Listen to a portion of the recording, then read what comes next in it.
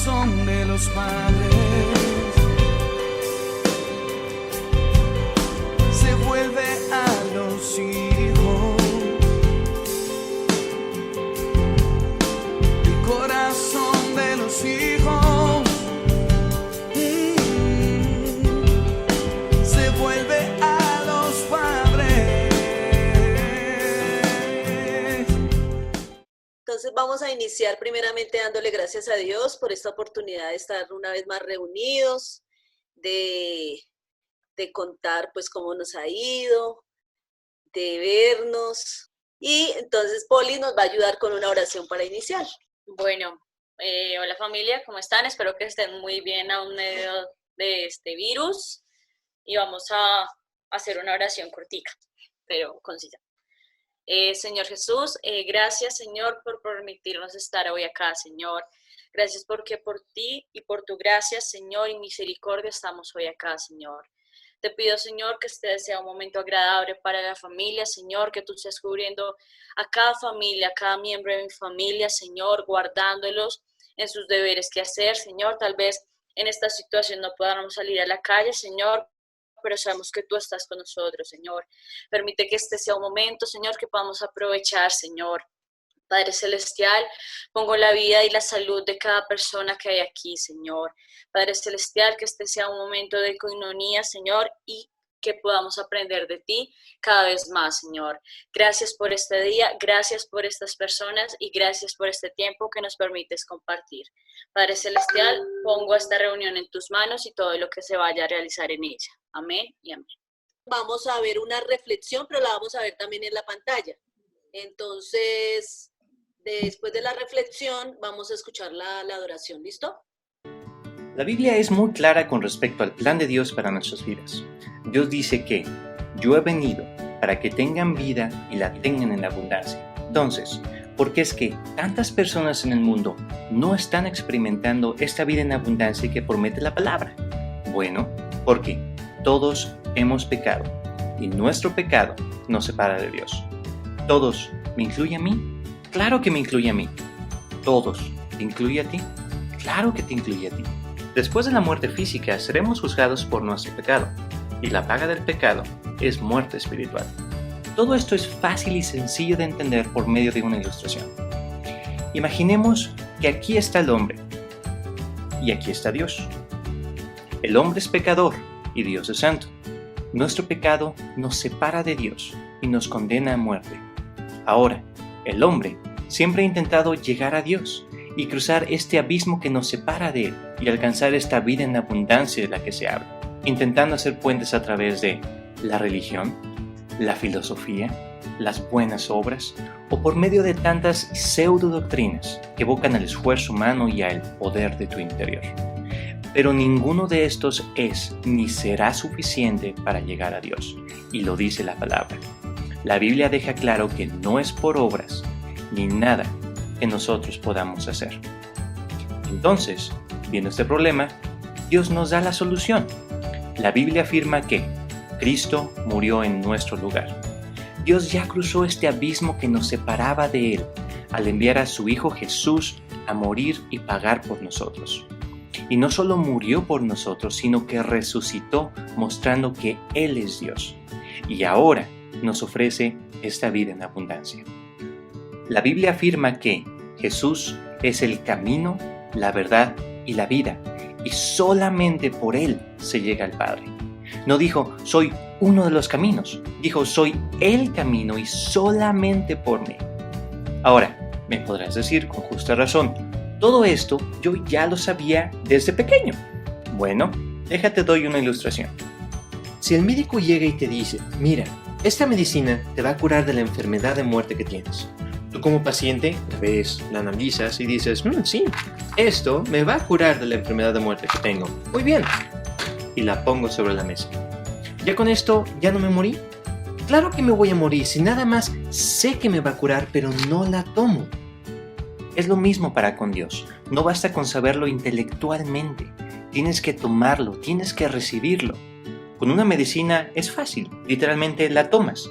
Pero ¿cómo tomas este regalo de Dios? Jesús nos asegura que el que oye su palabra y crea al que le envió, tiene vida eterna. No vendrá a condenación, mas ha pasado de muerte a vida. Y también afirma que, mas a todos los que le recibieron, a los que creen en su nombre, les dio potestad de ser hechos hijos de Dios. ¿Cómo tomas este regalo de Dios? Creyendo y recibiendo a Jesús por medio de la fe, creyendo que Él es quien dice ser y que va a cumplir lo que ha prometido. Y esta es la palabra de fe, que si confesares con tu boca que Jesús es el Señor y creyeres en tu corazón que Dios lo levantó de los muertos, serás salvo.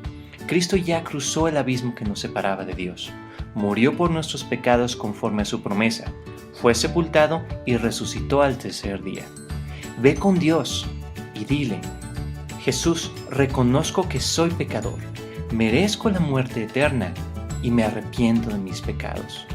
Comprendo que yo no puedo salvarme con nada que yo haga, pero tú moriste en mi lugar y resucitaste. Quiero recibir tu regalo de salvación que tú me das por amor por medio de tu Hijo. Te reconozco como mi Señor, el dueño de mi vida y mi Salvador.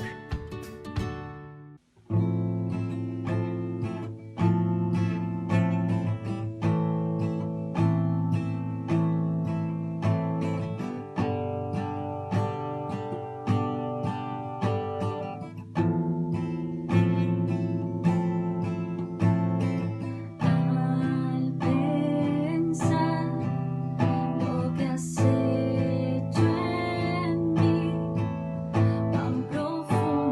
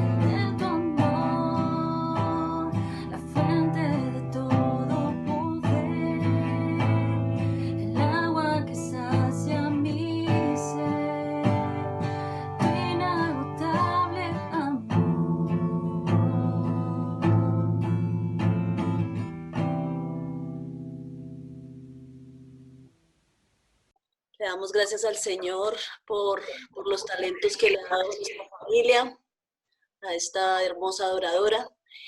Y ahora vamos a disponer nuestro corazón para recibir esa palabra que trae Dios para nuestra vida, ese alimento para nuestro ser. Y viene una persona muy especial que queremos mucho, nuestro pastor Lalo desde Argentina. Nos está acompañando en este día. Gracias a Dios por ese privilegio de escucharle, pastor. Nos alegra mucho y sé que esa palabra va a llegar al corazón de cada uno. Entonces dispongamos nuestro corazón y adelante, pastor. Gracias. Muy bien, un saludo especial para todos los hermanos que están conectados. Y un saludo también de mi esposa Mirta y mi hija Nicole para con ustedes. Un gozo poder estar con ustedes compartiendo en este día. Nosotros también aquí estamos con ese encierro obligatorio, ¿verdad? Y creo que la palabra que el Señor me ha dado para este momento es oportuna, ¿verdad? Dice la palabra del Señor en Santiago, capítulo 1, dice: Santiago, siervo de Dios y del Señor Jesucristo, a las 12 tribus que están en la dispersión. Salud. Hermanos míos, tened por sumo gozo cuando os halléis en diversas pruebas, sabiendo que la prueba de la fe produce paciencia. Mas tenga la paciencia su obra completa para que seáis perfectos y cabales sin que os falte cosa alguna. Fíjense que la carta de Santiago fue escrita antes que las cartas de Pablo. O sea, que antes que Pablo apareciera con todo el establecimiento de la doctrina para la iglesia a través de sus cartas, la carta de Santiago ya estaba, era antes. Y está dirigida, fíjese, a los judíos que estaban en la dispersión. Recuerden ustedes que los judíos, uno de los castigos que recibían por su desobediencia era la dispersión, ¿verdad?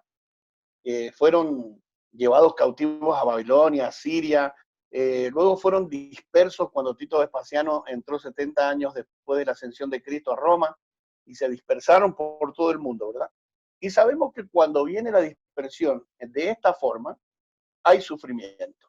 Lo vemos en el caso, por ejemplo, de algunas personas de Venezuela que han tenido que abandonar su país, ser desarraigados de su país, irse a otra nación con otras costumbres, adaptarse a nuevos trabajos y ser desarraigados de su familia, de su cultura. Muy difícil, se sufre mucho. Y esta carta está dirigida para personas que están sufriendo. Personas que están sufriendo. Yo quisiera que usted se pusiera en el lugar de estos judíos, ¿verdad? Que usted hiciera de cuenta de que a partir de hoy día, ¿verdad?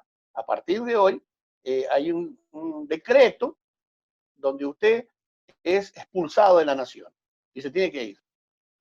A donde usted quiera, pero se tiene que ir. Y usted, lamentablemente, tiene que dejar su casa, su nevera, su cocina, su mesa, su trabajo, su familia, y tiene que agarrar su maletita e irse. Y irse sin saber a dónde, disperso por ahí, buscando un lugar donde asentarse. Eso es una situación muy difícil. Ahí se pasa necesidad, se pasa hambre, se pasan rechazos de parte de la gente, se pasan muchas cosas que son terribles. Esta carta estaba dirigida a esas personas en ese momento. Ahora, muy bien, Dios tiene la capacidad de traspolar la carta en el tiempo y traerla al presente a gente como nosotros, que estamos viviendo un momento difícil. Porque esto que estamos viviendo es un momento difícil. Es un momento que genera inseguridad, genera miedo, genera incertidumbre, ¿verdad? No, ¿qué va a pasar de ahora en adelante? ¿Cómo va a ser el manejo del dinero? ¿Cómo va a ser mi trabajo? ¿Cómo van a ser los empleos? ¿Cómo va a ser la economía? ¿Cómo voy a estar inserto dentro de un sistema de salud? ¿Cómo va a venir el asunto? Es decir, genera una inquietud y una inseguridad muy grande esta situación. Inclusive, llevamos ya 40 días de encierro acá en la Argentina y hay gente que ya está colapsando financieramente y ya no tiene para comer. Y hay gente que le han despedido del trabajo, hay gente que le están pagando menos. Y yo me imagino que Argentina no es el único país. ¿verdad? Ni Colombia es la excepción. Seguramente en Colombia también se han dejado ver estos síntomas, ¿verdad? La disminución del dinero, la disminución. Y uno empieza a decir, bueno, está bien, yo como es voy a soportar, confío en Dios, pero a medida que se extiende la prueba, empieza a ser probada tu fe. Entonces dice el versículo 2, hermanos míos, tened por sumo gozo cuando os halléis en diversas pruebas. Fíjese lo que dice el hermano Santiago, inspirado por el Espíritu Santo, que cuando nosotros nos hallemos en diversas pruebas, tenemos que sentir gozo, tener gozo, gozarnos de estar en diferentes pruebas. ¿Por qué motivo? Fíjese esto. Primero que nada, porque la prueba a la que Dios te somete y la prueba que Dios permite en tu vida está calculada. No es una prueba que viene por casualidad y toma a Dios por casualidad, no. A ti quizás te toma por casualidad y a mí, pero a Dios no lo toma por casualidad. Es decir, Dios ya te midió las espaldas antes de colocarte la prueba. Te midió las espaldas.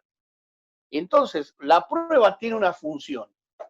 En el caso, por ejemplo, de un soldado élite, comando, lo someten a diferentes pruebas.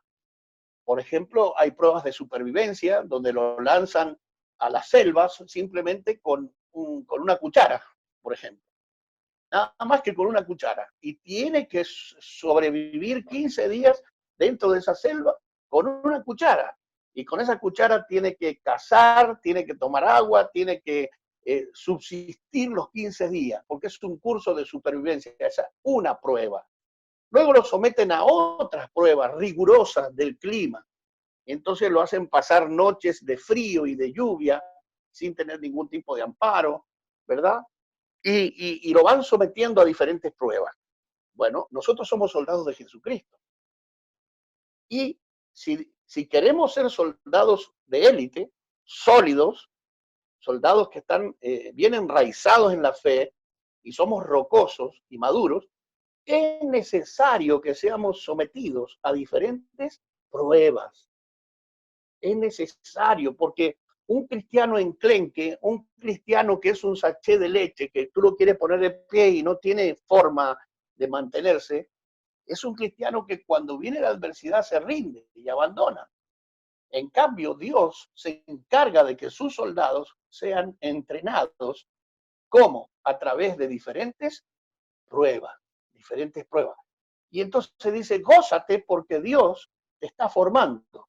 Es decir, tengo que tomar, cuando estoy en la prueba, tengo que tener la sabiduría de tomar la perspectiva correcta. Estoy pasando por esto, pero esto no ha venido para destruirme. Esto ha venido para formar en mí el carácter de Jesús y para sacar de mí aquellas cosas que interrumpen ese proceso. Por ejemplo, el estar encerrados tantos días como familia prueba nuestra paciencia, ¿verdad? Prueba nuestra paciencia y prueba el fruto del Espíritu.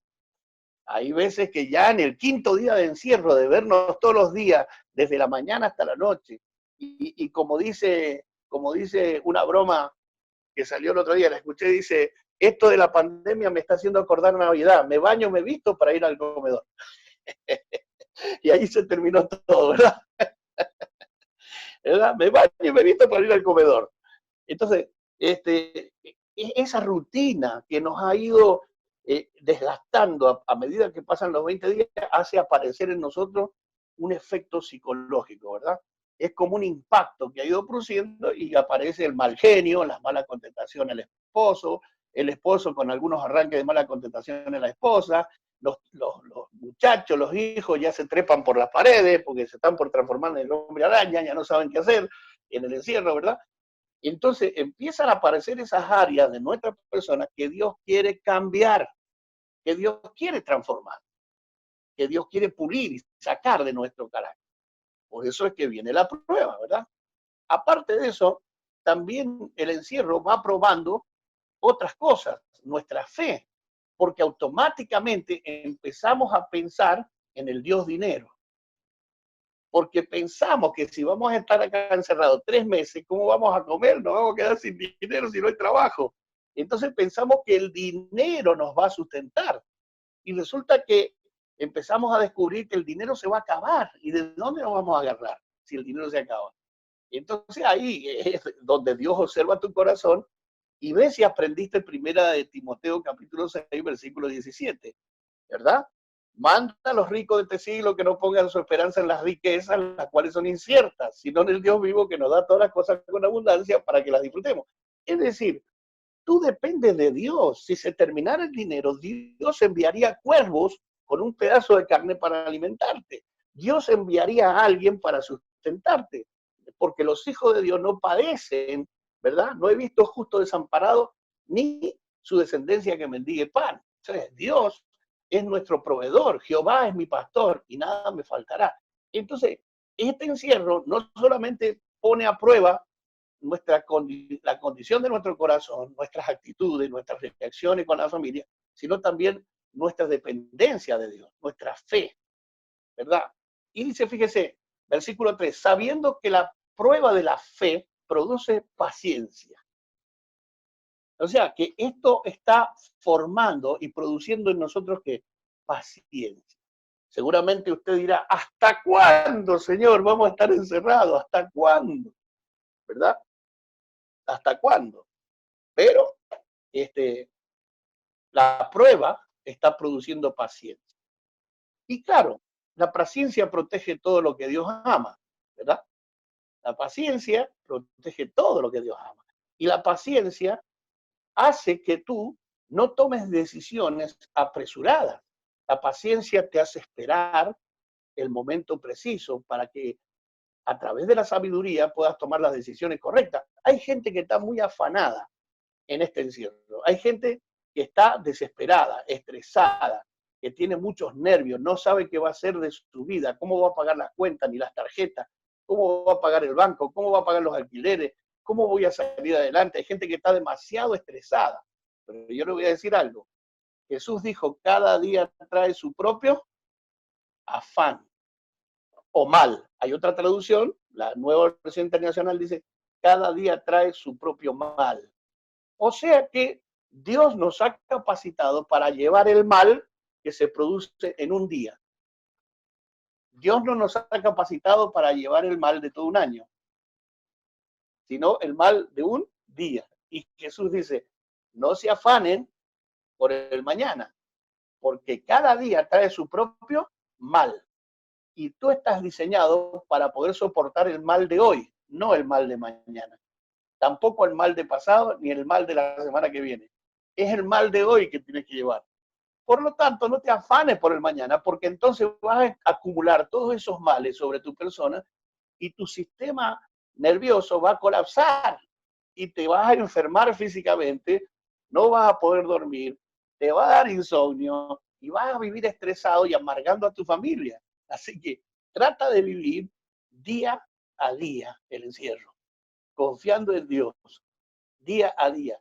El mañana está en el fruto de lo porvenir. Cuando llegue veremos qué se hace. Pero mientras no llega, pues hay que tratar de manejarse con el mal de hoy, ¿verdad? Con el mal de hoy. Eso dice, ¿habrá alguna suegra conectada acá ahora? Porque hay algunos que creen que el mal de hoy es estar encerrado con la suegra.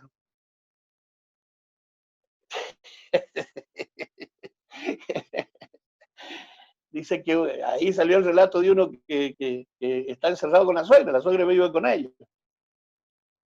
Y entonces dice que vio a la suegra barriendo la cocina y le dijo, suegra, ¿qué está haciendo? No sabe usted que los vuelos están cancelados.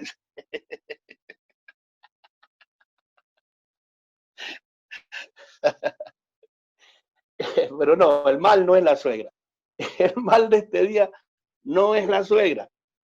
El mal es el fruto de la carne en nosotros que aparece en el encierro, ¿verdad? La ira, el enojo, ¿verdad?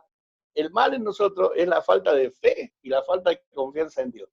Pero esta prueba nos tiene que producir gozo porque estamos siendo fortalecidos, preparados, para que cuando salgamos de aquí seamos diferentes y salgamos rocosos en la fe, sólidos en la fe.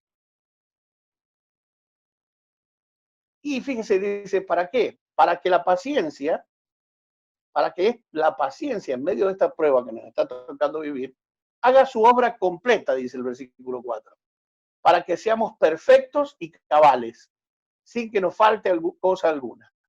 O sea, la palabra perfecto y cabales significa maduro.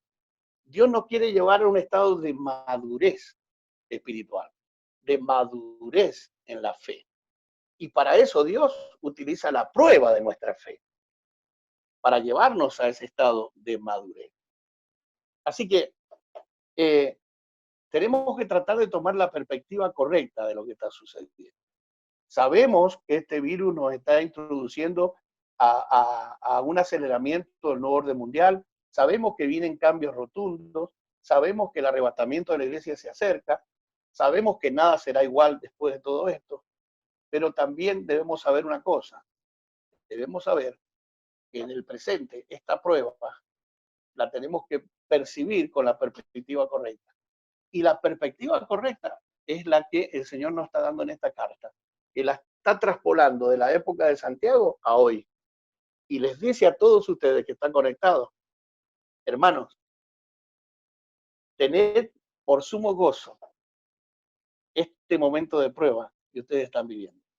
No todos la perciben igual. Hay algunos que están siendo probados en la finanza, otros están siendo probados en la convivencia, otros están siendo probados en la ansiedad con respecto al futuro.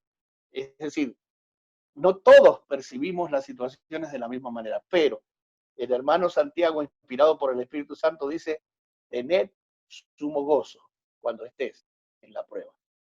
¿Sabes? Dios que te escogió antes del tiempo no te va a abandonar dentro del tiempo.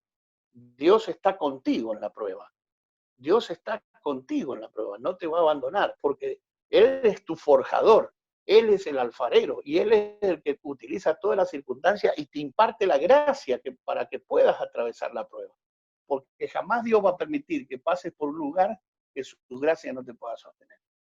Así que cobren aliento y cobren ánimo que Dios los está perfeccionando y los está fortaleciendo en la fe y haciéndolos cabales y completos a través de la prueba que estamos viviendo en este momento, ¿verdad? Para algunos no será así, pero para nosotros esto es un proceso de Dios en nuestra vida.